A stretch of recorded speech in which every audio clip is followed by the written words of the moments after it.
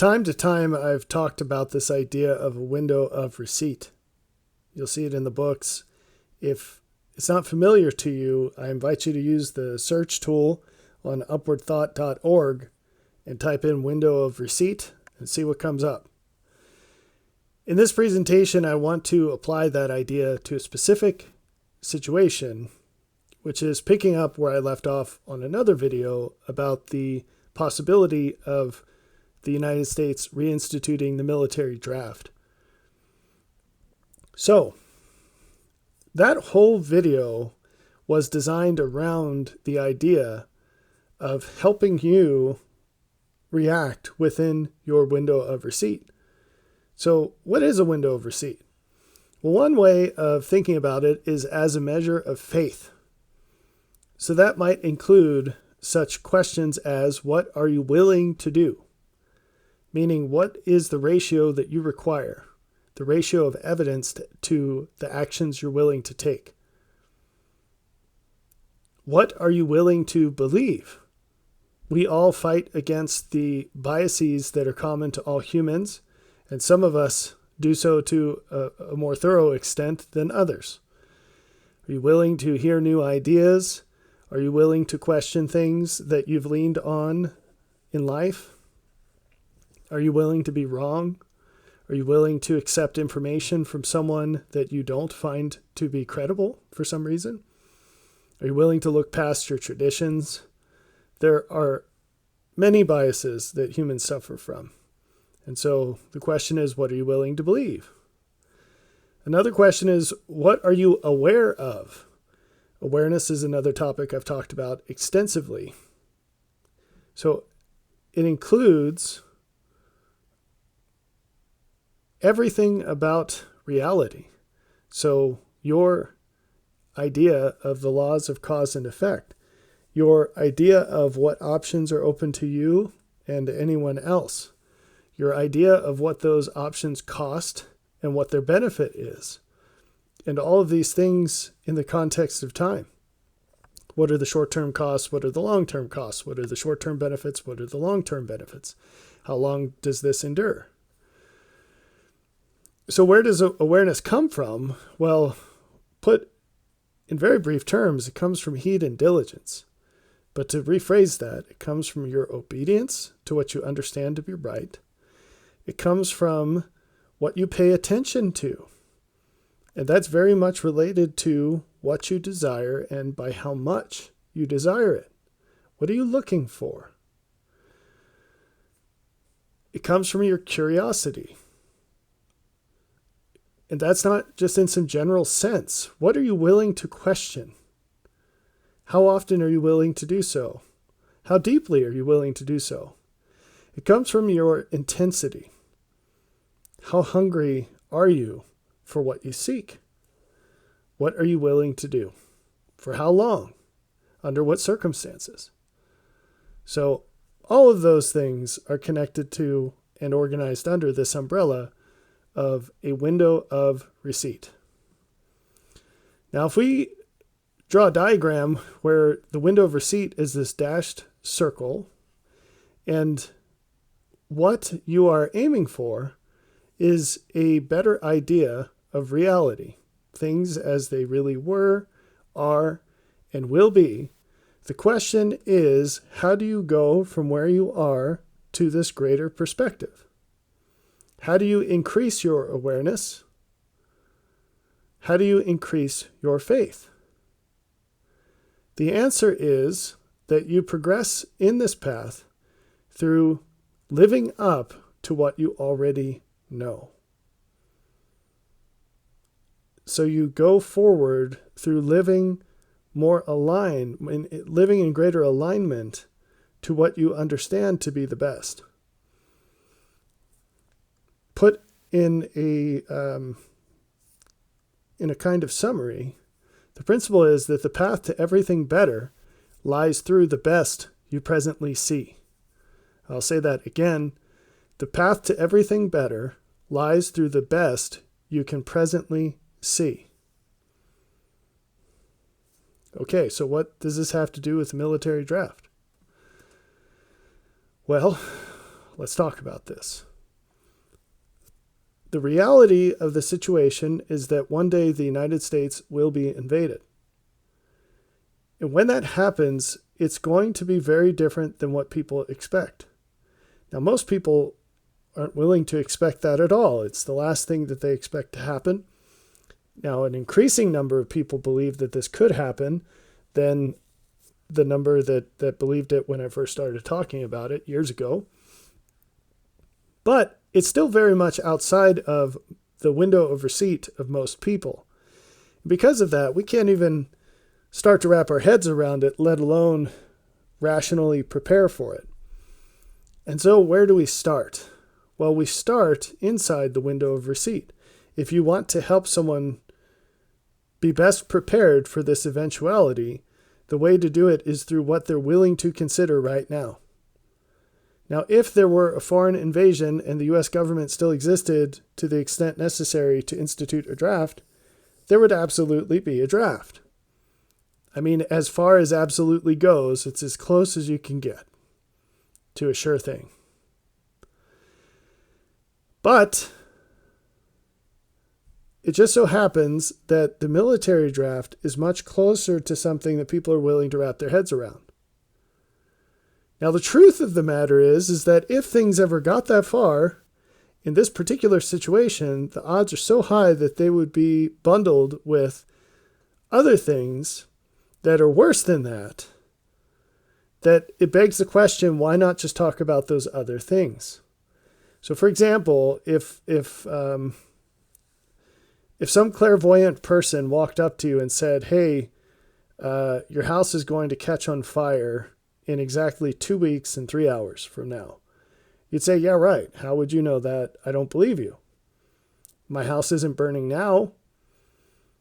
But maybe if they walked up to you and said, this is not a great analogy, but if they said, your door is going to fall in 2 weeks and 2 hours and 30 minutes from now, you'd say, well, why? I mean, that'd be really unfortunate. What can I do to prevent my door from falling in? You see why? Because it's a smaller bite. The full picture is something that's really hard to deal with. But if you give me something small that I can wrap my head around, that I've thought about at least a little before, or I've heard something about it before, then maybe I could start to get exposed to this idea and get my feet wet and move in that direction.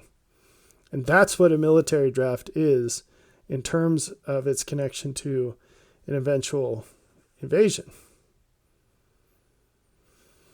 So, it turns out that among the different ways that might, or different things that might justify reenacting the draft, one potential is that we get invaded by a foreign power, such as China. Well, it just so happens that would co-occur with a long-term, mid-term, and short-term set of asymmetric attacks. It wouldn't just be this enormous fleet of ships sailing towards the U.S. all at once with a bombardment of all these long-range bombers and this let's replay World War II business, right? They would very patiently soften up the target. How? Well, they do things like flood the United States with fentanyl. Oh, they're doing that, and they've been doing that for many years. Oh, well, that's interesting. Well, they would attack our economy through all sorts of different mechanisms, which, they're actually doing that, and they have been for many years. They would be funding and otherwise encouraging mass immigration into the United States by people that are going to further destabilize the country. Oh, they're already doing that, and they've been doing that for a long time, and they've really been doing it for the last 3 years. They would mess with our food supply.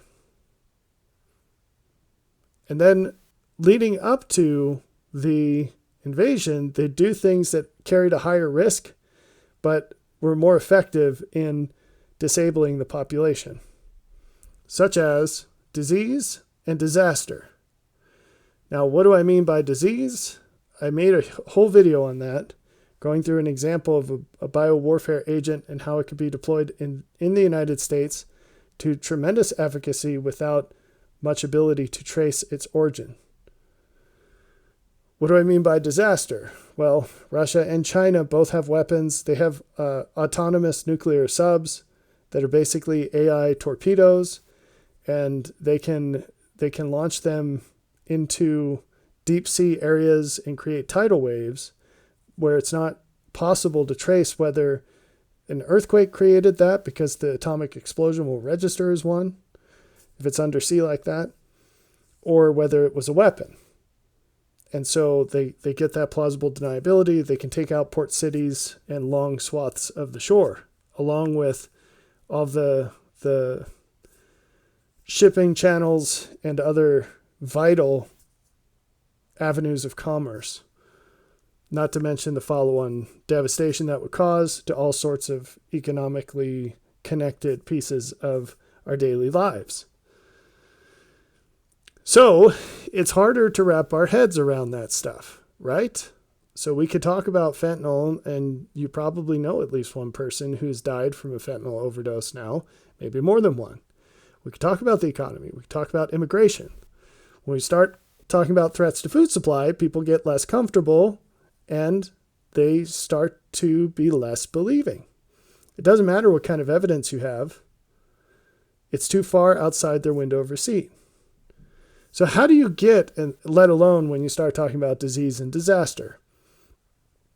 So how do you get people to move from where they are closer to where they need to be to fully prepare for this? Well, you talk about the things that are already in their window of receipt. Now, before we get to this same pattern applies in any kind of human persuasion. You can and should use this when you're helping other people understand the things that someone has helped you understand.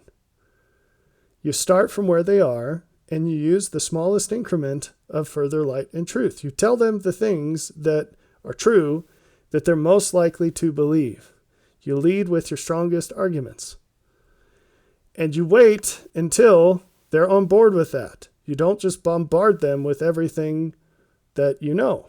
You organize it according to what they're most likely to believe. Because everything they accept brings them closer to what they're not currently willing to accept. Now, why does this matter? Why do we need to help people see the full picture? Well, it becometh every person who's been warned to warn their neighbor. These are things that God holds us accountable for. In a strictly spiritual sense, Ezekiel was told by the Lord that if he didn't warn the people, that the sins of the people would be on his head. Well, what's sin? It's anything less than your best. To the extent that you have the ability to see better things, including the future, it is on your head, whether you help people as best you can to prepare for that. If you already know, you have the duty to warn others. Now, it's not a job, it's an opportunity. Of course you'd want to do this if you really believe that these things will happen and you care about other people. So in this case, why would it be helpful to understand that the United States is going to be invaded? Well, because there are things you can do to improve your situation and the situation of those you care about. For example, and potentially most importantly, you can develop the ability to calmly and rationally incorporate longer-term probabilistic outcomes into day-to-day choices. Now that's wordy. There are things you can do today, next week, next month, next year, 5 years from now, and I want to be careful at that point. So at some point, this is actually going to happen.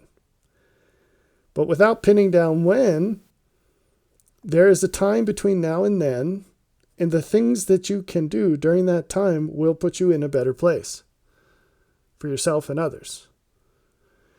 Furthermore, the more you understand about the negative consequences of not doing anything, the more willing you'll be to sacrifice greater chunks of your present normal life to prepare for that.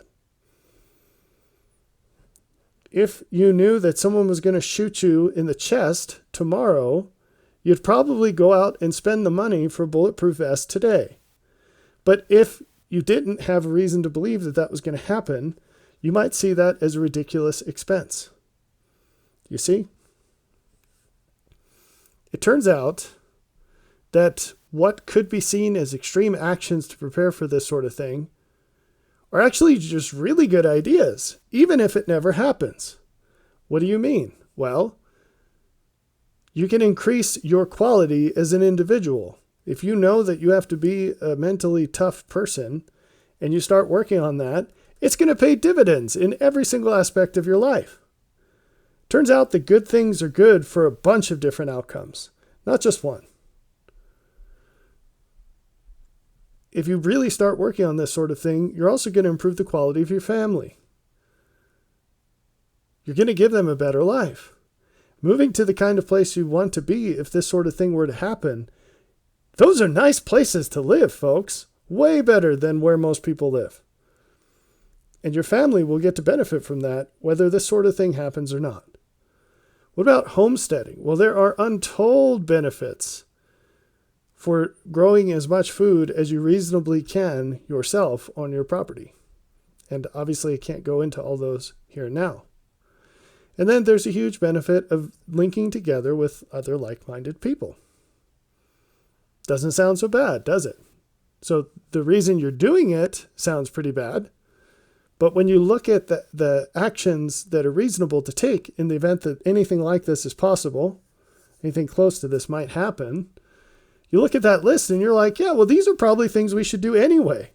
I mean, it's like if you're looking at some future event, like, again, if some clairvoyant came up to you and said, you're going to have a heart attack in 10 years because you're out of shape. And you say, boy, I better get in shape because I want to see my grandkids. Well, what if you weren't going to have a heart attack? It's probably still great advice to get in shape because whatever the health dangers might be in the future, you still have all the positive health benefits that are more than sufficient to make the change anyway. This is just icing on the cake. Final slide.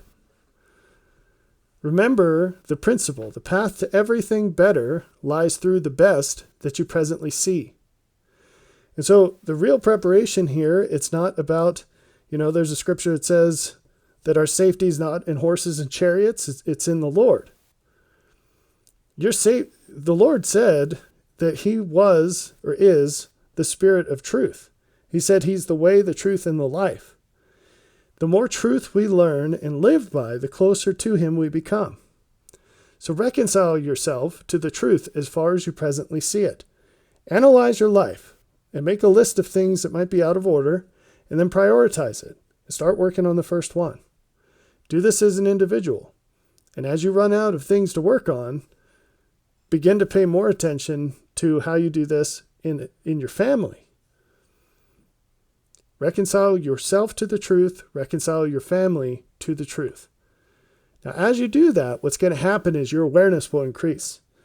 You'll be aware of a more accurate view of reality, and you'll be aware of more of reality. And so as you do that, pay attention. Stay reconciled as your awareness grows.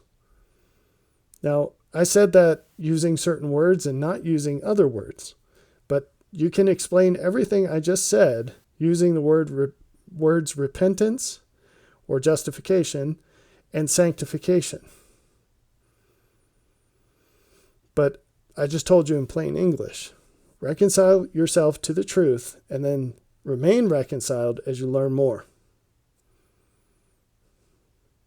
So we went through this with the specific example of thinking about how your life would change if they reinstituted the military draft.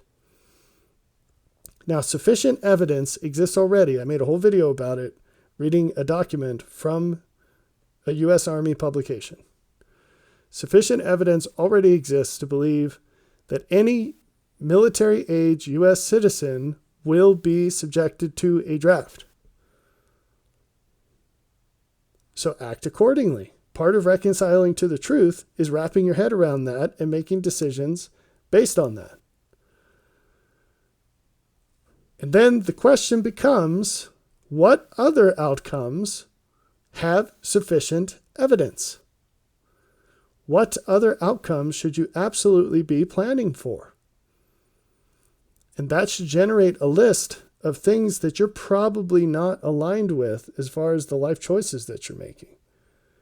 And it's time to start working on that list. Because as time goes by, you're going to receive more and more evidence beyond sufficiency that you need to make those changes. And with every additional piece of evidence, the benefits you will receive from responding will decrease. It evaporates in time with greater evidence. And again, I could have explained that using the words faith and blessing, but I just put it into plain English for you. So think about that and respond accordingly.